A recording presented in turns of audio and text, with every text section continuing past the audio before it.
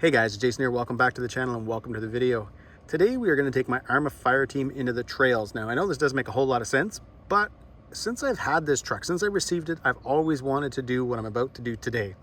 That is why I had bought these 40 series mudslingers, as well as guys, just some of the other parts that are on this truck. The G2 combo that's in here right now, this is the Hobbywing 2250. This was actually for another truck, but if you guys remember, the original version went up in smoke. So I decided to try this one in the Fireteam today. I should have ran the 3S 15,000 milliamp pack. I don't know why I decided to charge up the 6S, but I did. But we're out here right now, guys. We're gonna give this thing a run.